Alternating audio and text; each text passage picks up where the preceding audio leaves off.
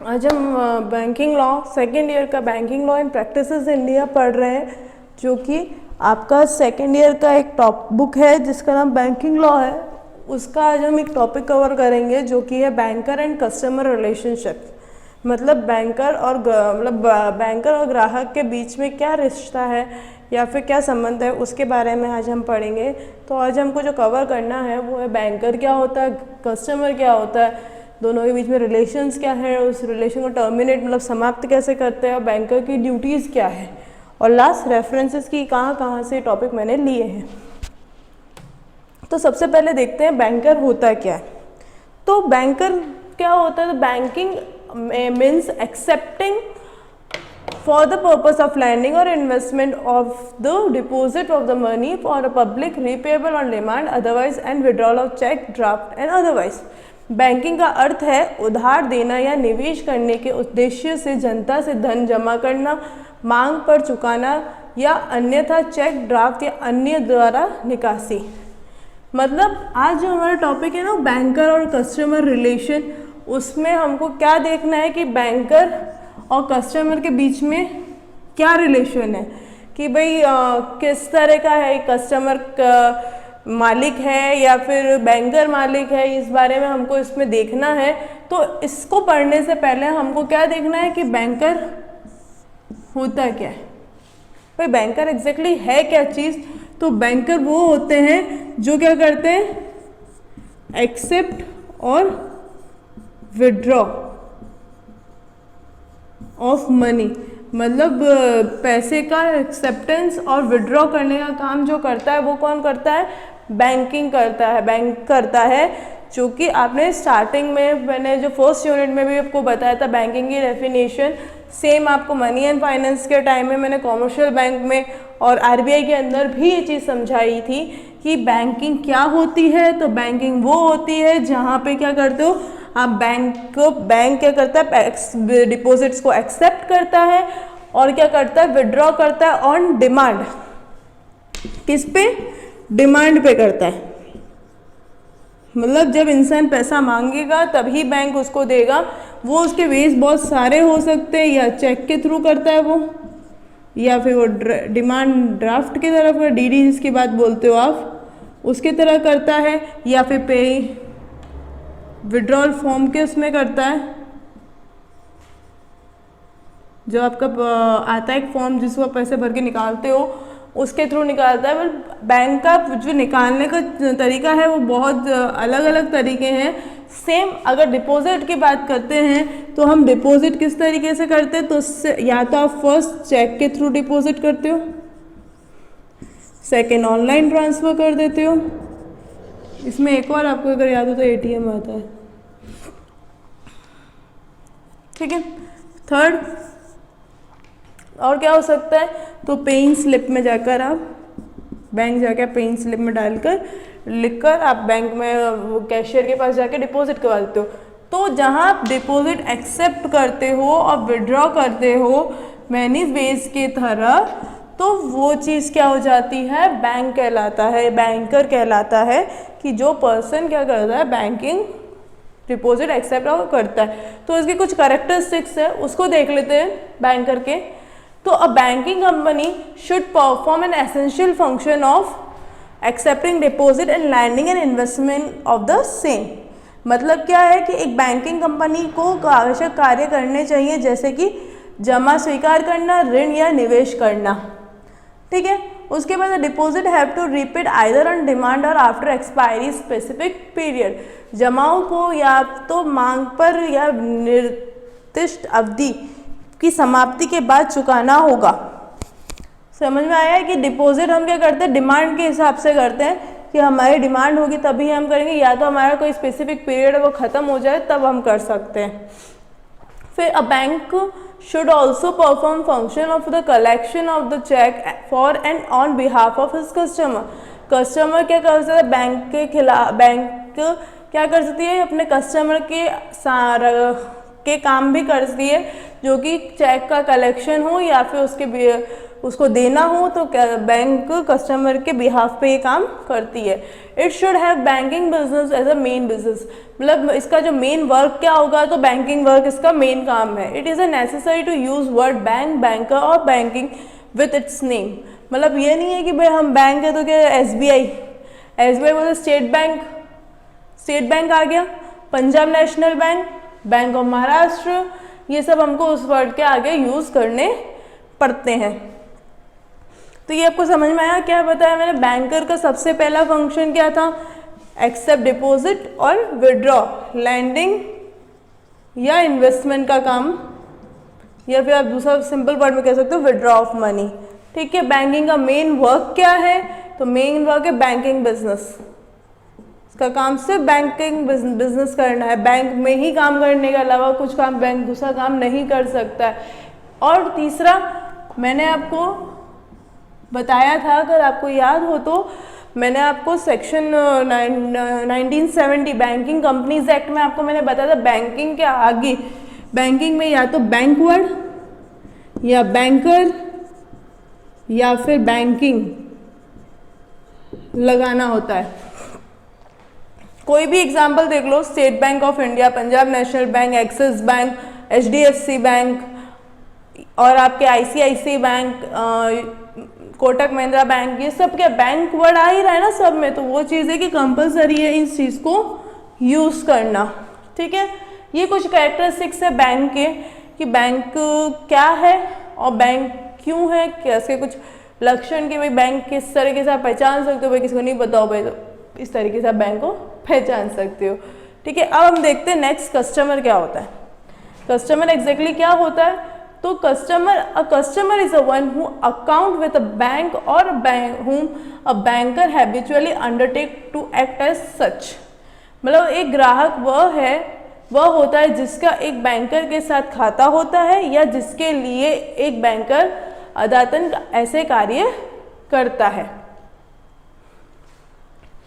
समझ में? अपन ने बैंकर तो पढ़ लिया, बैंकर होता क्या है। अब हमको देखना है कस्टमर।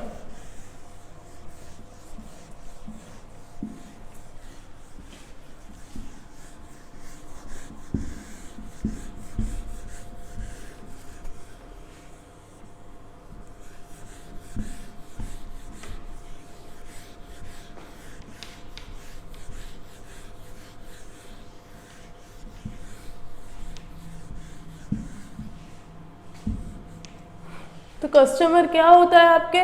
तो कस्टमर वहाँ जहाँ पे क्या हो, बैंक के साथ उसका क्या हो, बैंक अकाउंट हो। ठीक है, बैंक अकाउंट होगा तो ही क्या होगा, बैंक का कस्टमर कहलाएगा। उसके अलावा जो बैंक कस्टमर के बिहाफ पे क्या कर रही है, काम कर रही है, वर्क कर रही है, तो वो भी क्या होगा, कस्टमर ही कहलाएगा।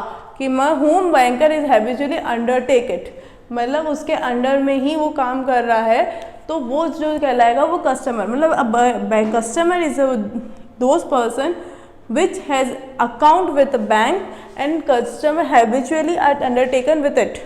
ठीक है, कि एक ग्राहक वो होता है जिसका बैंक के साथ खाता हो, जो आदतन ने उसका कार्य कर रहा है, वो क्या हो गया, कस्टमर कहलाएगा। अब कस्टमर के कुछ कैरेक्टरिस्टिक्स जैसे अपन बात करते हैं, तो सबसे पहला कैरेक्टरिस्टिक उसके साथ उसका अकाउंट होना चाहिए, तभी तो कस्टमर कहलाएगा। चाहे एक सेविंग अकाउंट हो, चाहे करंट अकाउंट हो, चाहे फिक्स्ड अकाउंट हो। ये वाला आपके इससे पहले वाले टॉपिक में क्लियर कर चुकी हूँ कि भाई करंट अकाउंट क्या होता है, सेविंग अकाउंट क्या होता है, ये सब। तो या तो उसका फर्स्ट क्या होता है, उसके साथ अकाउंट होना चाहिए, या दूसरा ट्रांजेक्शन्स होने चाहिए उसके साथ।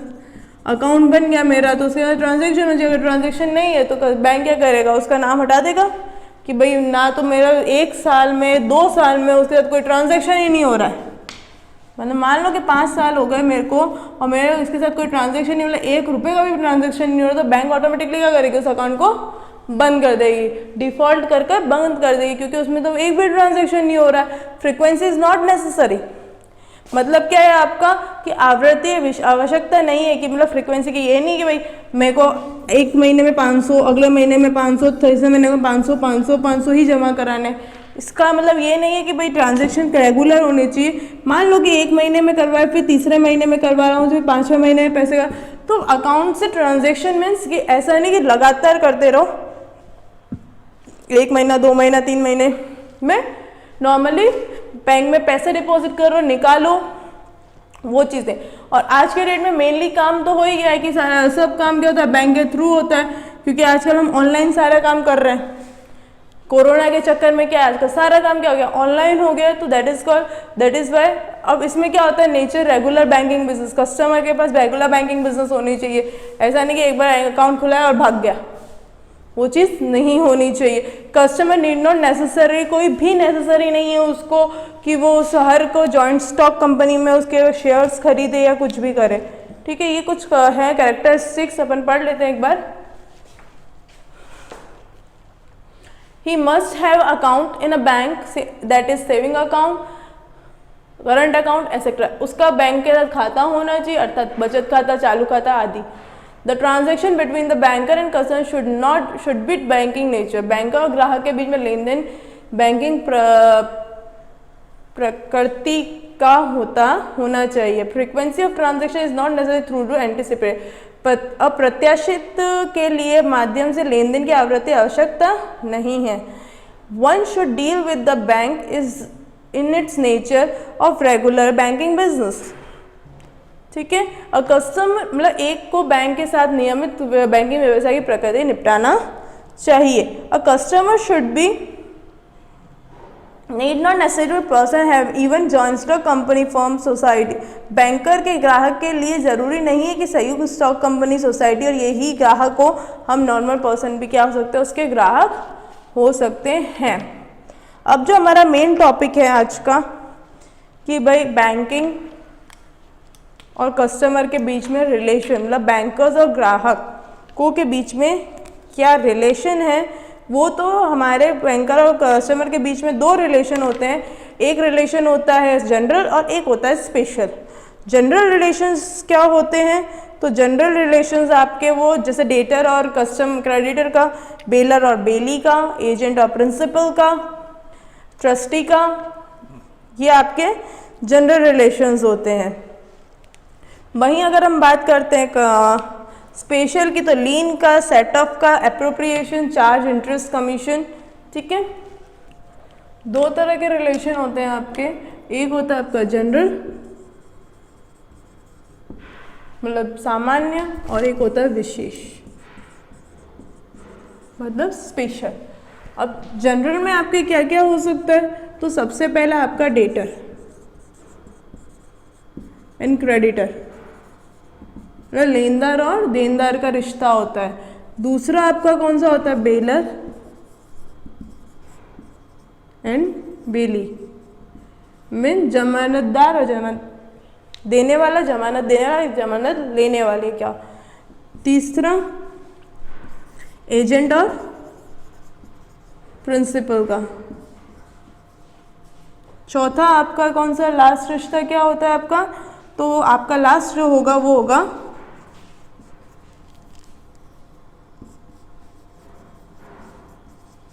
ट्रस्टी का रिलेशन होगा, जो आप, ठीक है, ट्रस्टी का रिलेशन होगा। स्पेशल की बात करते हैं तो एक होता है आपका लीन जो कि ग्रहणाधिकार होता है, दूसरा आपका सेट ऑफ, तीसरा एप्रोप्रिएशन,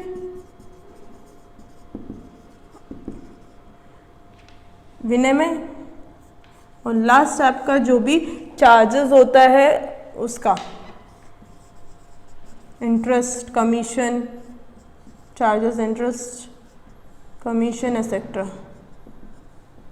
ठीक है, ये आपके 4 रिलेशंस हैं, मतलब 2 तरह के रिलेशंस हैं, एक जनरल रिलेशन और दूसरा आपका स्पेशल रिलेशंस। ठीक है, अब जनरल रिलेशन में हमने देखा क्रेडिटर का, डेटर का, बेलर बेली का, एजेंट और प्रिंसिपल का, और लास्ट ट्रस्टी का। फिर स्पेशल में लीन, सेट ऑफ, एप्रोप्रिएशन और चार्जेस, इंटरेस्ट, कमीशन। इसको हिंदी में लिखने की ज़रूरत तो नहीं है ना,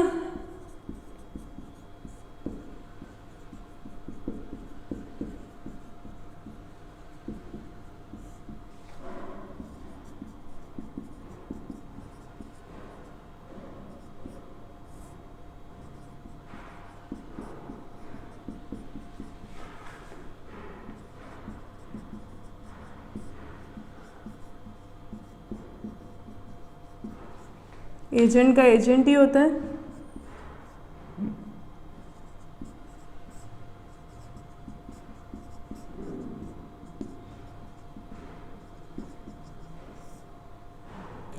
ट्रस्टी का भी सेम, ट्रस्टी ही हिंदी में बोलते हैं।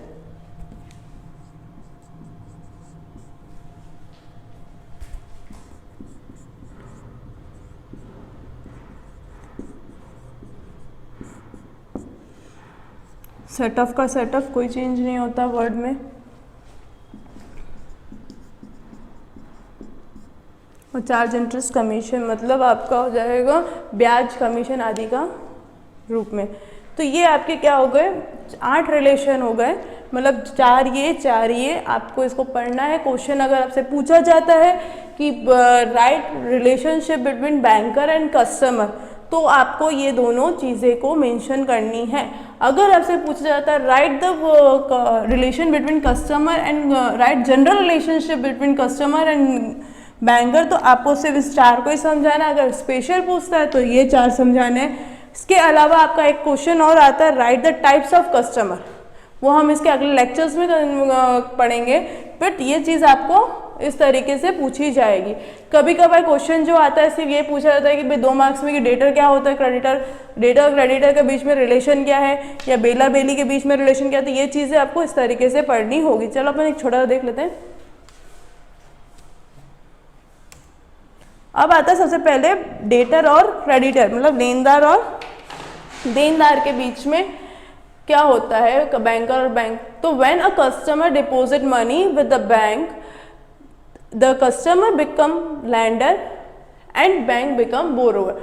As such the relationship between debtor and creditor in a general relationship bank between banker and customer, some important points in debtor creditor relations are कि the banker is the debtor of the customer which obligations to honor his customer's check drawn upon his balance. When the customer lends money to his customer, the customer become debtor and banker become creditor. मतलब क्या हुआ, जैसे हिंदी में पढ़ते हैं, जब कोई ग्राहक मतलब ऋणी बैंक के साथ पैसा जमा करता है तो वह ग्राहक ऋणदाता बन जाता है और बैंकर कर्जदार बन जाता है। इस प्रकार संबंध ऋणी और लेनदार का है। यह बैंकर और ग्राहक के बीच सामान्य संबंध है। देनदार और लेनदार के ध्यान देने के योग्य कुछ महत्वपूर्ण बिंदु हैं, जैसे कि आपका बैंकर ग्राहक के ऋणी होता है जिसके पास बैंक के चेक को संतुलन पर रखने का दायित्व होता है। फिर जब बैंक और ग्राहक का पैसा उधार देता है तो ग्राहक कर्जदार और बैंक लेनदार बन जाता है। ये चीज़ समझे आप।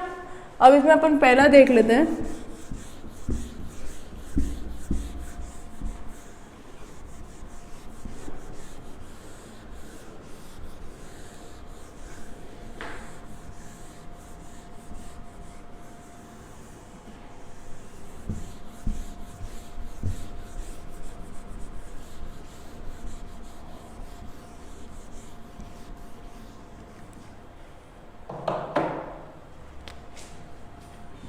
पहला क्या देख रहे हैं हम,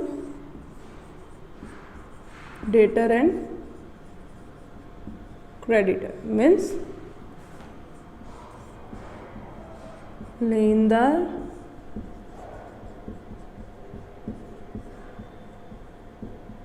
देनदार का रिश्ता। ठीक है। अब बैंकर और कस्टमर बीच में लेनदार देनदार का रिश्ता कैसे बनता है, तो मान लीजिए कि ये कोई ए पर्सन है जो कि कस्टमर है और ये SBI बैंक है जो कि आपकी बैंक है। अब इन दोनों के बीच में रिश्ता क्या हो, कैसे बनेगा, तो ए ने क्या किया, बैंक के पास गया और उसका यहाँ अकाउंट था तो उसने यहाँ क्या किया, जमा करवा दिया 50,000 रुपये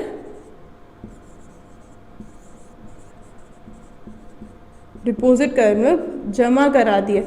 इन दैट केस ए क्या हो गया, डेटर मतलब देनदार हो गया और SBI बैंक क्या हो गई, क्रेडिटर मतलब लेनदार हो गई। कि जब ए पर्सन ने बी पर्सन के बैंक मतलब बी पर्सन के SBI बैंक में पेमेंट जमा करवाया तो ए क्या हो गया, उसको देने वाला हो गया, और बी क्या हो गया, बैंक क्या हो गई, लेने वाली हो गई। अब सेम केस अगर हम उल्टा करते हैं कि एसबीआई बैंक ने ए पर्सन को लोन दिया है, मान लीजिए 5 लाख का लोन दिया है, तो ए क्या बन जाएगा आपका, क्रेडिटर बन जाएगा, और एसबीआई बैंक क्या हो जाएगी आपकी, डेटर हो जाएगी। ये चीज़ आपको समझ में आ गई कि क्रेडिटर और डेटर का रिलेशन कैसे होता है एक बैंक के बीच में। जब कस्टमर क्या करता है कि अकाउंट में जब पैसे जमा करवाता है तो वो क्या हो जाएगा, डेटर और क्रेडिटर का रिलेशन हो जाएगा। वहीं अगर बैंक, ये दूसरा एग्जांपल, कि वहीं बैंक अगर उसको लोन प्रोवाइड करती है तो वो कौन सा रिश्ता हो जाएगा, डेटर और क्रेडिटर का ही रिश्ता कहलाएगा, पर वो अपोजिट हो जाएगा। मीन्स कि अगर हम बात करें कि भाई ए ने क्या किया, पैसे जमा कराए, तो वो डेटर बन जाएगा, सेम बैंक ने क्या किया, वो क्रेडिटर बन जाएगा। अगर वो क्या करवा रहा है, डिपॉजिट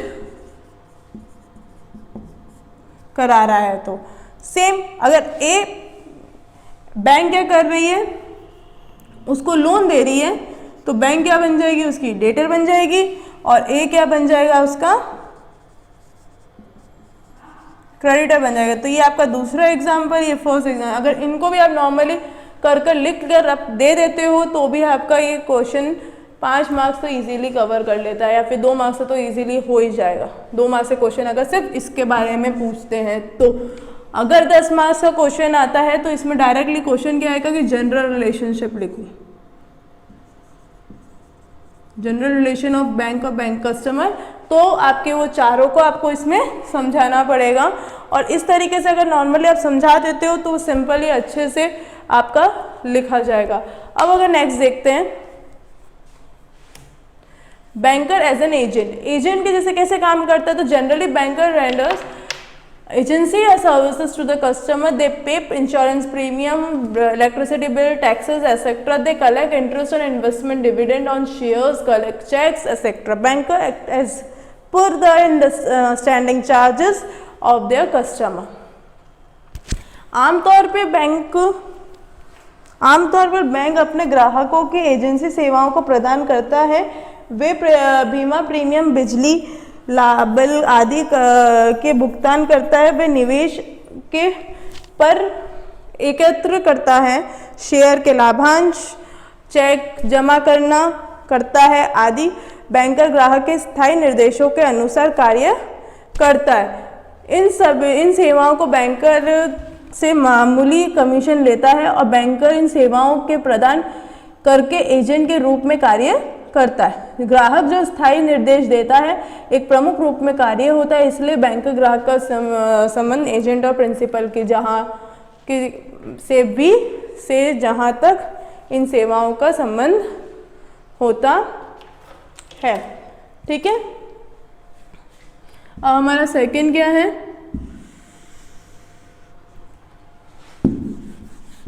एजेंट और प्रिंसिपल का रिलेशन।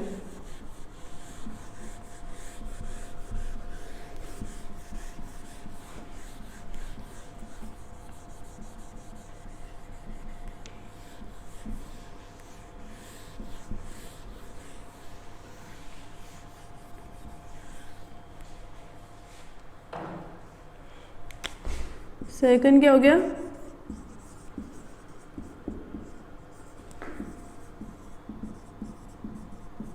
Agent and principal.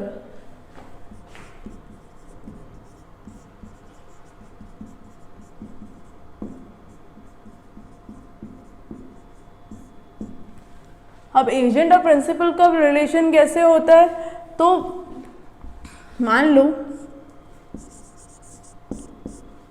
कोई ए पर्सन है, वो बैंक के पास गया,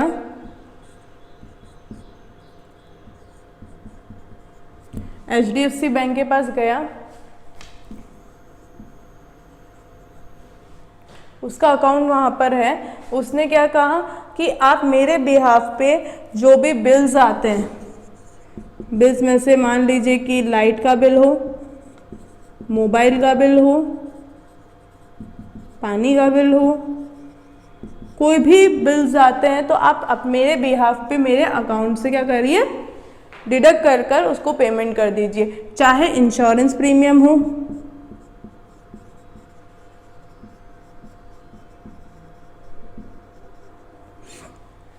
तो जब ए जो करेगा, मान लीजिए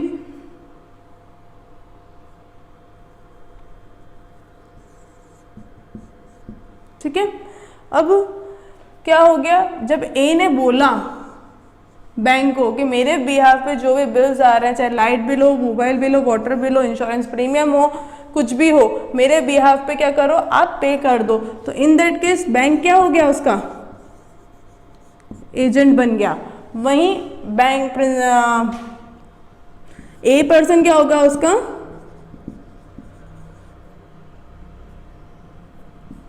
प्रिंसिपल के रूप में उसके काम करेगा।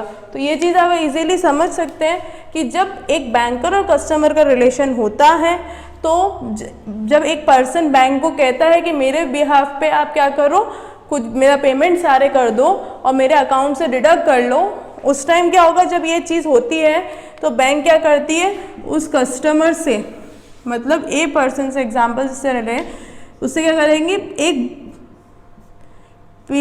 एक कॉन्ट्रैक्ट जैसा साइन करवा देंगे, सिग्नेचर करवा देंगे कि भाई अगर हम डिडक्ट करते हैं तो उसमें वो मान्य होगा, क्योंकि कभी कभी कुछ होता है कि भाई वो लोग भूल जाते, जैसे कस्टमर भूल जाता है और पेमेंट कट जाता है तो बैंक के आके लड़ता है, तो वो चीज़ वो पहले से ही उस चीज़ को क्लियर करते हैं। तो यही चीज़ कि जब बैंक कस्टमर के बिहाफ पे बिल्स क्लियर कर रहा है, इंश्योरेंस प्रीमियम क्लियर कर रहा है, तो वो क्या एजेंट और प्रिंसिपल का रिलेशन हो जाता है। और इसको करने के टाइम जो बैंक एक छोटा सा कमीशन ले लेता है, मतलब उसका कुछ चार्जेस जिसको आप कह सकते हो, तो वो चार्जेस क्या करता है, उस कस्टमर से वो ले लेता है कि मेरे बिहाफ पे क्या करो, आप उसको, मैं आपका जो काम कर रहा हूँ उसका पेमेंट मैं लूँगा। तो वो चीज़ क्या हो गई, आपके एजेंट और प्रिंसिपल का रिलेशन यहाँ पे मेंटेन हो जाएगा। ठीक है, अब नेक्स्ट देखते हैं ट्रस्टी का रिलेशन कैसे होगा। तो a trust is a relation between two person by virtue of which one of them are called trustee and whole property vested in him and benefit of the other called beneficiary. जैसे कि banker एक trust के दो व्यक्ति के बीच का एक रिश्ता है, जिसके आधार पर उसमें से एक ट्रस्टी कहा जाता है, दूसरे को लाभ के लिए उसके पास निहित संपत्ति रखता है। उदाहरण जैसे एग्जांपल, यदि कोई ग्राहक सुरक्षित अभिरक्ष मीन्स आपका if a customer deposit securities और other valuable with the customer with the banker for safe custody, मतलब आपके बैंकर क्या करता है के लिए बैंकर के साथ प्रतिभूति या अन्य कीमती सामान जमा करता है, तो वह ग्राहक ट्रस्टी के रूप में कार्य करता है और ग्राहक और बैंकर के पास जमा की गई कीमती सामान का मालिक बन जाता है। और एक ट्रस्टी के रूप में बैंकर की कानूनी स्थिति उसके ग्राहक के ऋणी से भिन्न होती है। बैंकर के परिस्पर्श स्थिति में बैंकर द्वारा आयोजित एक ट्रस्ट गुण बैंक के सामान्य लेनदार के विवरण का के उपलब्ध नहीं होता है। मीन्स क्या हो गया, he is act as trustee of the customer. Means क्या हो गया आपका, if a customer deposit security और other valuable things with the banker for safe custody, he act as trustee of his customer. The customer continues to be owner of the valuable deposit with the banker, and the legal position of banker as a trustee differs from that of the debtor of his customer. In the event banker liquidation, the trust properties held by banker is not available for distribution in general creditor of the bank. ठीक है, ये चीज़ आपको समझ में आई होगी कि भाई क्या रिलेशन होता है ट्रस्टी का, ट्रस्टी के रूप में किस तरीके से रिलेशन होता है आपका, तो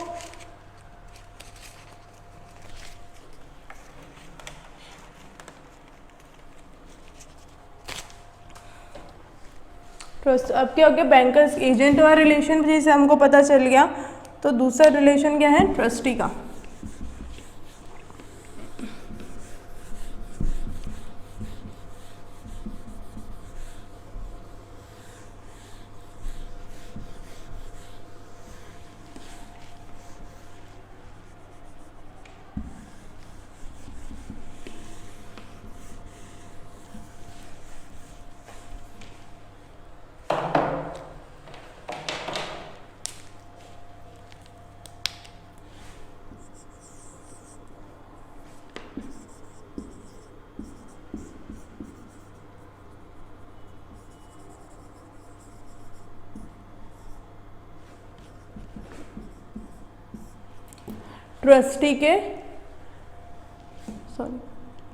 ट्रस्टी के रूप में, मतलब ट्रस्टी के जैसे काम करता है। ठीक है, बैंकर कब कस्टमर का ट्रस्टी जैसे काम करता है, तो सबसे बेस्ट एग्जांपल इसका जो आप कह सकते हो वो क्या है, तो लॉकर फैसिलिटीज। बहुत कम लोगों को शायद आइडिया होगा या सब पता है कि बैंक के अंदर लॉकर फैसिलिटीज़ होती है, जहाँ पे बैंक कस्टमर क्या करता है, अपने सारे जो सिक्योरिटीज़ होती है या वैल्यूएबल आइटम्स होते हैं वो वहाँ पे क्या करता है, जमा कर देता है कि भाई घर में सेफ नहीं है तो वहाँ तो सेफ होगा ही सही। मान लीजिए एग्जाम्पल देख लेते हैं, एग्जाम्पल देखते हैं कि कोई ए है, उसने क्या किया, पीएनबी में क्या किया, लॉकर खुलवा दिया। ठीक है, एक लॉकर ओपन करवाया जिसमें उसने क्या लिखा, अपनी गोल्ड की ज्वेलरी, सिल्वर की ज्वेलरी, घर के कागज, मतलब हाउस एग्रीमेंट एसेट्रा, ये सब क्या करे उसमें रख दिया। तो इन दैट केस जो बैंक ये है, पीएनबी बैंक जो है, वो उसका क्या करेगा, ट्रस्टी जैसे काम करेगा कि भाई तुमने मुझ पे ट्रस्ट करके अपनी जो वैल्यूएबल आइटम्स है, मतलब प्रतिभूतियां और जो बहुत ही वैल्यूएबल थिंग्स हैं, वो मेरे बैंक में जमा करवा दिया है। तो इन दैट केस ए का जो ट्रस्टी कौन होगा, वो बैंक होगा। और ये चीज़ क्या कहलाती है कि ये रिलेशन क्या होता है, ट्रस्टी और इसका होता है। जब बैंक किसी के साथ मर्ज हो रही है, मर्ज हो रही है या फिर आप मर्ज कर दो या फिर उसको डिसॉल्व कर दो, मतलब बंद हो रही है, या फिर इन दैट केस ये जो चीज़ें उसके पास होगी वो क्या होगी, वो इस कस्टमर को वापस से रिटर्न कर दी जाएगी। ये इसके टाइम जो इसके क्रेडिटर्स हैं उनको पेमेंट नहीं किया जा सकता इसके ऊपर। हाँ, एक चीज़ ध्यान रखिएगा, अगर कोई कहे कि कोई गोल्ड लोन लिया है और मेरे पास गोल्ड पड़ा है, अगर वो सामने वाला पेमेंट नहीं कर रहा है इस टाइम, तो ये गोल्ड क्या होगा, वो डायरेक्टली बैंक का ही कहलाएगा। ये चीज़ आप इजीली अच्छे से ध्यान रखिएगा, उसमें बैंक ट्रस्टी के जैसे काम नहीं करेगा। तो एक बैंक जब ट्रस्टी के बिहाफ पे काम करेगा, मर्ज के टाइम में वो सारा सामान उस जिसका है उसको रिटर्न कर दिया जाएगा, वो बैंक के क्रेडिटर्स में अंदर बांटा नहीं जाएगा। ठीक है, ये क्या हो गया, एज अ ट्रस्टी का रिलेशन हो गया बैंकर और कस्टमर के बीच में। ठीक है, फिर बैंकर एज अ बेली के जैसे कैसे काम करता है, तो belly is a one who possesses the goods or articles on the behalf of the owner, called bailor of a goods. According section 148, the bailment is a delivery of good by one person to the another for the some purpose upon contract that they shall when the purpose is accomplished be returned or otherwise deposit of the according to the direction of person delivering them. मतलब bank जमानतदार वह है जो माल के मालिक, जिसे जमानतदार कहा जाता है, और की ओर से माल का लेख रखता है, माल या लेख रखता है। भारतीय अनुबंध अधिनियम की धारा 148 के अनुसार एक अनुबंध पर किसी उद्देश्य के लिए व्यक्ति द्वारा माल की डिलीवरी की किसी अन्य व्यक्ति को दी जाती है ताकि जब उद्देश्य पूरा हो जाए तो उसे वापस कर दिया जाए, अन्यथा से पहुंचाने वाले व्यक्ति के निर्देशों के अनुसार जमा कर दिया जाए। तो वो क्या होता है, बेलर या बेली का रिश्ता कहलाता है। दूसरे शब्दों में जब ग्राहक सुरक्षित डिपॉजिट वॉल्ट या लॉकर के सुरक्षित अभिरक्षा के लिए बैंकर के साथ कीमती सामान छोड़ता है तो बैंकर जमानत का कार्य करता है और ऐसे मामलों में बैंकर और ग्राहक के बीच में एक संबंध बन जाता है। मतलब बैंकर और कस्टमर के बीच में बेलर और बेली का रिलेशन इस तरीके से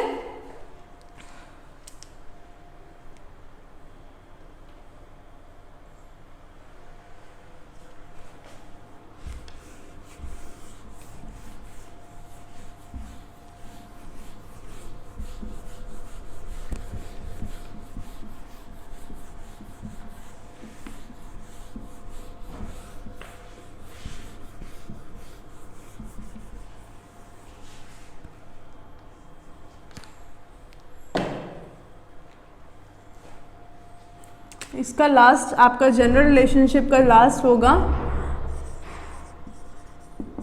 बेलर एंड बेली। मतलब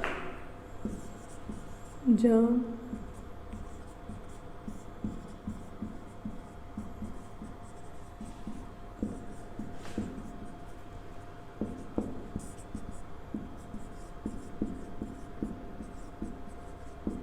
जमानत देने वाला और जमानत लेने वाला, बेलर और बेली का फंक्शन। अगर आपने ध्यान से फर्स्ट ईयर में इस चीज़ को पढ़ा था कि बेलमेंट एक्ट एक पढ़ा होगा आपने,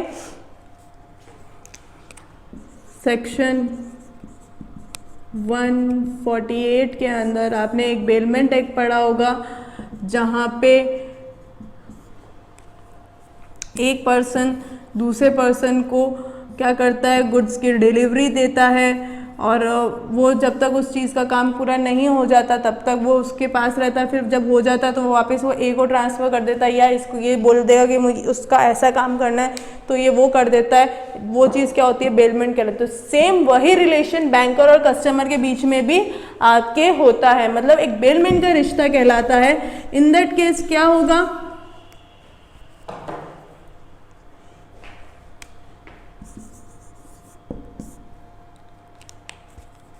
मान लीजिए कोई ए पर्सन है, BOB बैंक में गए, बैंक ऑफ बड़ौदा, ठीक है। इस बैंक में ए ने क्या किया, अपना सामान बैंक को दे दिया। जस्ट लाइक कि एग्जांपल आप कह सकते हो कि गोल्ड लोन। गोल्ड लोन का इससे छोटा सा अच्छा सा एग्जांपल हो सकता है कि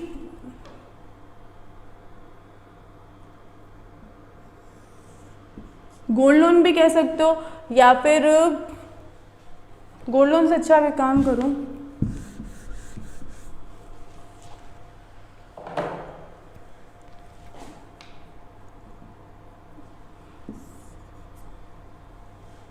कि ए ने क्या किया, अपने कुछ चीज़ें हैं जो बैंक के पास रख दी कि भाई आप अपने पास रखो, ये जब मेरे को ज़रूरत पड़ेगी तो मैं वापस आपसे ले लूँगा। तो ये इसमें भी आप जैसे गोल्ड की बात कर सकते हो, सिल्वर एक्सेट्रा। ए ने क्या किया, बैंक में क्या कर दिया, इसको दे दिया। तो इन दैट केस जो BOB होगी वो क्या होगी, बेली का काम करेगी और ए क्या होगा, बेलर का काम करेगा। मतलब लेनदार और देनदार, सॉरी जमानतदार और जमानत देने वाला का काम होगा कि भाई जो ए पर्सन है उसने बैंक के पास क्या किया, अपने वैल्यूएबल आइटम्स को जमा करवा दिया। जब बैंक उसको ज़रूरत होगी तो वो उससे वापस ले लेगा। तो ये रिलेशन क्या हो गया आपका, बेलर और बेली का हो जाएगा कि जब कोई भी कीमती सामान हो या कुछ भी हो, जब अपने बैंक के पास आप छोड़ देते हो तो उस टाइम क्या होगा, आपका ये रिलेशनशिप एग्जिस्ट होगा और बैंक क्या करेगा, उस चीज को अच्छे से रखेगा, जब जरूरत होगी तो उसको रिटर्न कर देगा। तो ये एक रिलेशन हो गया आपका बेलर और बेली का। ये चीज अब ध्यान रखिएगा कि एक्सेप्ट फर्स्ट डेटर और क्रेडिटर के रिलेशन से लेकर अभी अपन लास्ट जो बेलर बेली का रिलेशनशिप पढ़ा है, उन सब में जो बैंक होता है वो क्या करता है, चार्ज करता है कि भाई जो अमाउंट है इंटरेस्ट होगा, या फिर आप जो बात कर सकते हो इंटरेस्ट कह दो, या फिर कोई चार्जेस लगे, कमीशन है, ये सब क्या करता है, बैंक उनसे लेता है। क्योंकि वो उससे क्या होगा, बैंक का एक छोटा सा प्रॉफिट होगा, जिससे वो अपने जो बैंक के एम्प्लॉयज़ हैं और उन सबको क्या करेगा, पेमेंट करेगा। वही चीज़ होती है कि ये लास्ट कि भाई बैंक उसका एक चार्जेस भरता है। तो ये 4 आपने जनरल रिलेशनशिप पढ़ ली हैं। फर्स्ट पढ़ा आपने डेटर और क्रेडिटर, मतलब लेनदार देनदार का। दूसरा आपने पढ़ा एजेंट और प्रिंसिपल का। तीसरा आपने पढ़ा ट्रस्टी का, और लास्ट आपने पढ़ा बेलर और बेली का रिलेशन। ठीक है, अब हम जो पढ़ेंगे स्पेशल रिलेशंस पढ़ेंगे। बैंकर्स लीन, मतलब बैंकर का ग्रहणा अधिकार, मतलब a lien is may be defined as a right to retain property belonging to debtor until he discharge of his debt due to the retainer, मतलब creator of the property। किसी ग्रहणा अधिकार को संपत्ति के मतलब निर्माता के कारण उसके कर्ज से मुक्त करने तक कर्जदार उस संबंधित संपत्ति को बनाए रखने के अधिकार के रूप में परिभाषित किया जा सकता है। The banker lien refers to the right to banker to such of his customer security as may become possession of ordinary course of business। Means कि बैंकर ग्रहणाधिकार उस ग्राहक के प्रतिभूतियों को पर बैंकर का अधिकार पे संबंधित करता है, जैसे कि व्यवसाय साधारण पाठ्यक्रम में उसका अधिकार में आ सके। कंडीशन रिक्वायर्ड फॉर, कुछ कैसे कौन सी कंडीशंस रिक्वायर्ड होती है, तो security and goods must come to his hand is in his capacity as a bank, प्रतिभूति और माल को बैंकर के रूप में क्षमता अनुसार हाथों में आना चाहिए। Banker should have obtain possession of the securities and goods lawfully, banker को प्रतिभूतियों का और सामानों को कानूनी रूप से प्राप्त करना चाहिए, जिससे विशिष्ट और विशेष उद्देश्य के लिए सामान प्रतिभूति बैंक के पास सौंपी नहीं जानी चाहिए। गुड्स और the security should have entrusted to the bank for the specific और स्पेशल पर्पज, बैंक के द्वारा आयोजित माल और प्रतिभूति केवल उधारकर्ता के नाम पर ही होगा, ना कि अन्य किसी संयुक्त रूप से। ठीक है, ये हमने पढ़ लिए जनरल रिलेशंस। अब हमको जो देखना है वो कौन से रिलेशन देखना है, हमको स्पेशल रिलेशनशिप्स देखने हैं।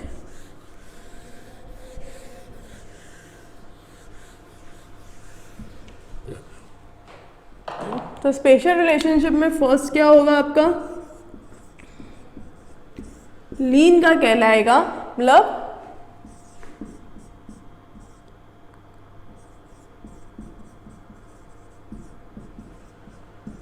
ये भी मैंने आपको फर्स्ट ईयर में पढ़ा चुकी हूँ कि ग्रहणा अधिकार एग्जैक्टली होता क्या है।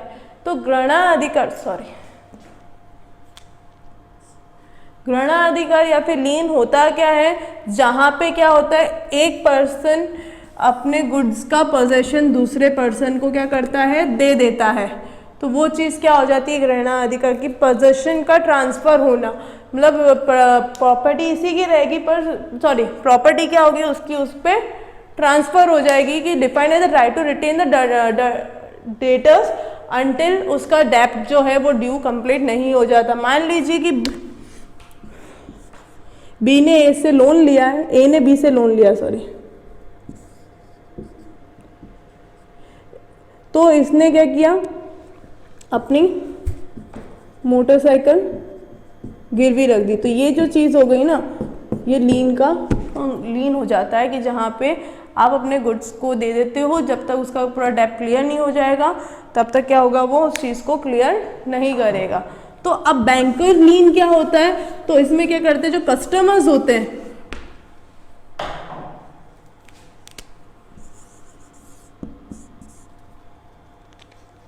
कस्टमर्स जो होते हैं, मान लीजिए कोई ए कस्टमर है,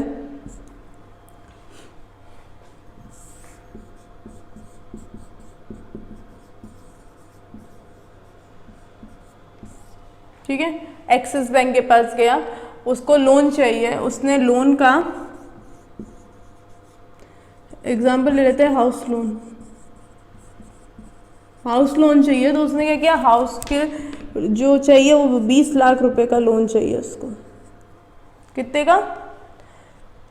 20 लाख रुपए का उसको क्या चाहिए, लोन चाहिए। इन दैट केस बैंक क्या इसको इजीली दे देगी? नहीं देगी। तो उसके लिए एक सिक्योरिटी डिपॉजिट रखती है कि वो जैसे हाउस लोन का ले रहा है तो हाउस के पेपर, जो रजिस्ट्री पेपर होते हैं आपके, रजिस्ट्री पेपर होते हैं, वो बैंक क्या कहती है एज एन पोजेशन रख लेती है, जब तक ए जो पर्सन है वो 20 लाख रुपए उसको क्या कर नहीं देता, पेड नहीं कर देगा, तब तक वो क्या करेगा, बैंक अपने पास रखेगा। और जैसे ही 20 लाख का जो लास्ट इंस्टॉलमेंट क्लियर हुआ, उनकी जो सारी चीज़ें जो साइन हुई, वो पेपर वापस से किसके पास पहुंच जाएगा, ए के पास पहुंच जाएगा।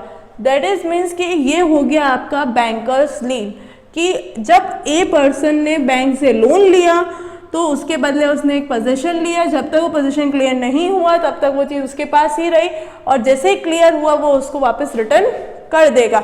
इन केस अगर होता है कि भाई ये पर्सन फेल हो जाता है करने में, तो बैंक के पास राइट होगा कि वो उस चीज़ को बेच सके। तो ये क्या हो गया, लीन का फंक्शन हो गया कि भाई बैंकर और कस्टमर में जो स्पेशल फंक्शन है, ये कौन से फंक्शन है, स्पेशल मतलब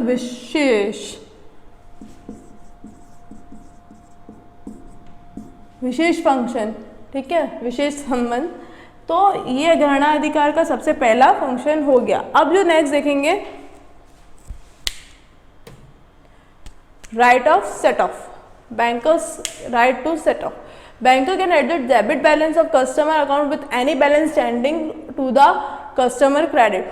While doing so, the banker gives due notice to the customer that exercise the right of this, and certain debts are certain and due. The right cannot access against the future debt and contingent debts. मतलब ऋण निश्चित देय पे है, भविष्य ऋण या आकस्मिक ऋण के खिलाफ अधिकार के प्रयोग नहीं किया जा सकता है। Debit balance and credit balance are the same position in the same capacity. मतलब डेबिट और क्रेडिट एक व्यक्ति की एक ही क्षमता से के होता है, इसके विपरीत कोई भी व्यक्ति निहित समझौता नहीं कर सकता। There should be no any express और implied agreement with to the contrary.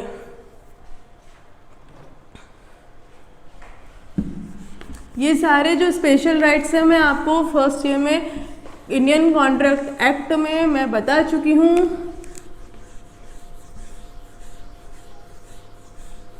Special act आपकी जो सेकेंड यूनिट थी उसमें बेलमेंट इंडैमनिटी गारंटी एक्ट,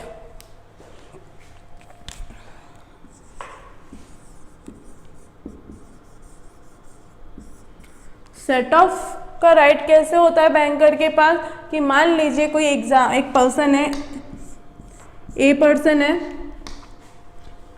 और इस पर कौन सी बैंक ले,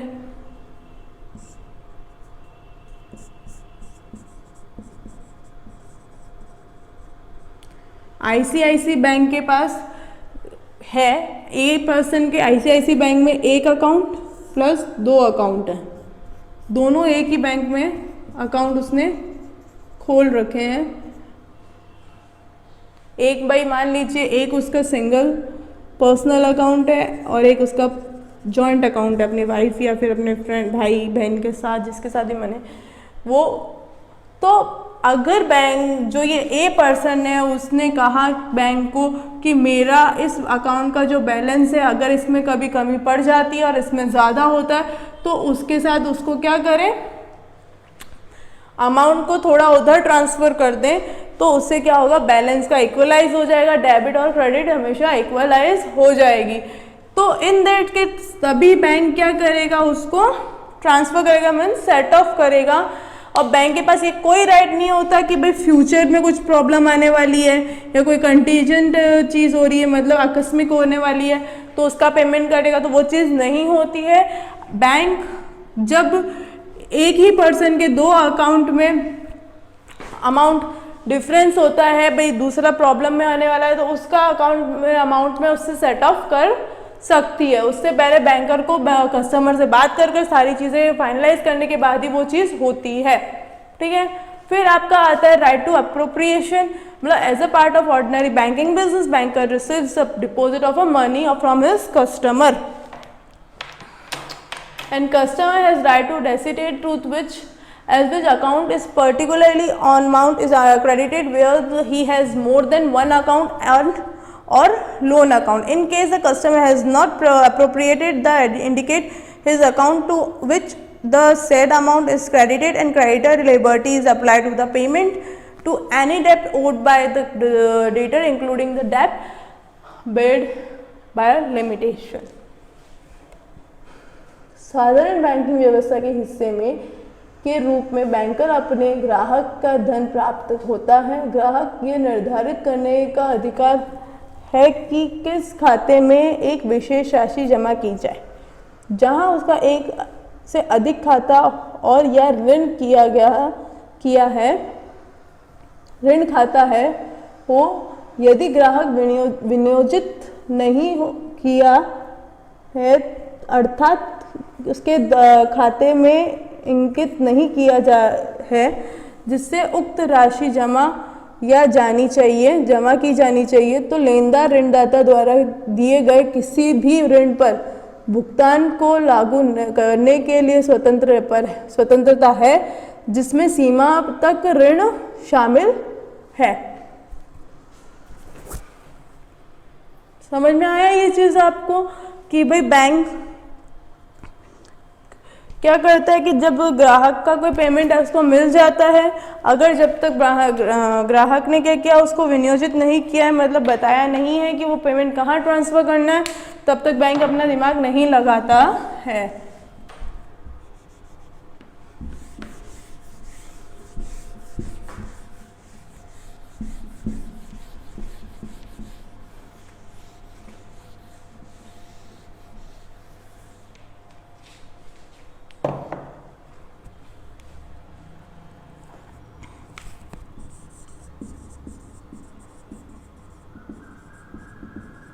एप्रोप्रिएशन विनियोजित कर देता है, मतलब एक अकाउंट से दूसरे अकाउंट को मर्ज कर देता है।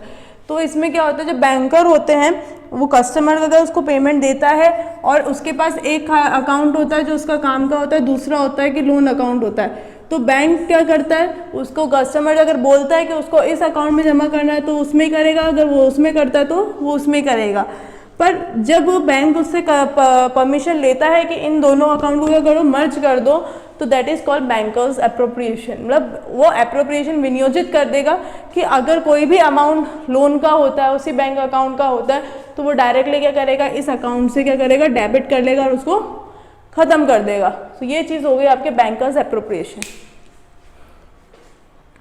अब termination of relationship between customer and a banker, एक ग्राहक और बैंकर के बीच संबंध की समाप्ति। It if customer dies, insolvent INSING closes account, if banker closes the customer account or court orders to customer। ये सिंपल है, छोटा सा। अभी हमने क्या पढ़ा कि उन दोनों के रिलेशंस क्या क्या है। अब उनके रिलेशन जो है उसको टर्मिनेट कैसे करें, मतलब उसको ख़त्म कैसे करना रहा, ख़त्म कैसे होता है, तो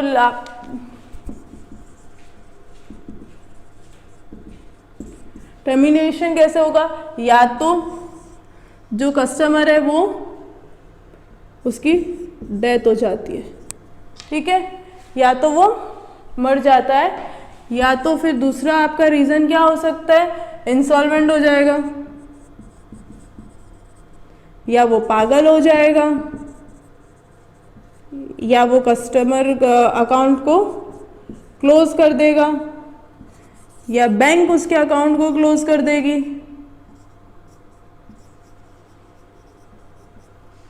ये कुछ रीजंस हैं और भी जैसे कुछ रीजंस आपके हैं वो सब क्या करते हैं, वो ऑटोमेटिकली क्लियर कर देते हैं।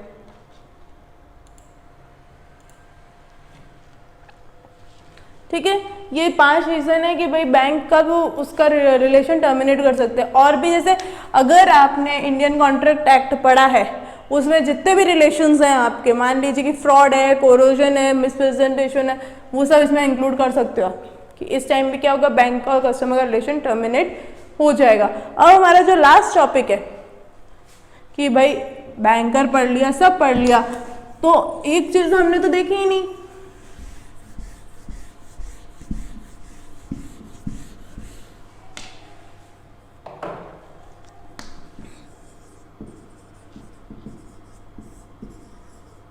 एक बैंक की ड्यूटी भी तो होती है। अब बैंक की ड्यूटीज को हमको देखना है।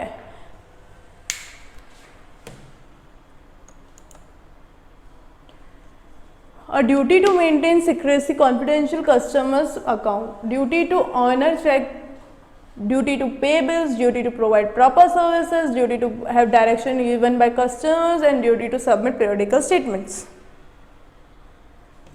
ये चीज़ आपको समझ में आ गई? क्या क्या ड्यूटीज हैं? सबसे पहली ड्यूटी आपकी क्या है कि उसकी जो भी अकाउंट डिटेल्स हैं, अकाउंट की सिक्रेसी, कि भाई हमको जो भी डिटेल्स मैं दे रही हूँ, मैं बहुत ही अपने पैसा कमा कर जो रखा मैंने अपने अकाउंट में रखा, तो उसको सीक्रेट रखना कि हर किसी को उसके बारे में नहीं बताना। दूसरा और क्या हो सकता है, तो दूसरा कि उसके पीरियडिकल स्टेटमेंट, जो अपन कहते हैं ना, हम हमारे पासबुक में वो निकलवा के लाते हैं, स्टेटमेंट्स निकालते हैं, पीरियडिकल स्टेटमेंट्स निकालना है, जो भी स्टेटमेंट्स है वो निकाल देना। फिर उसके चेक का ऑनर करना, ठीक है। और क्या हो सकता है, तो और प्रॉपर सर्विसेज प्रोवाइड करना, बिल्स के बिहाफ पे बिल्स का काम करना, ये बैंक्स की ड्यूटी होती है, ठीक है। Thank you. ये हमारे रेफरेंसेस है, यहाँ से मैंने ये चीज़ें ली हैं। और अगर आपको ज़्यादा जानकारी चाहिए हो तो इस नंबर पे या इस मेल आईडी पे मेल कर दीजिएगा, आपको सब कुछ मिल जाएगा। Thank you.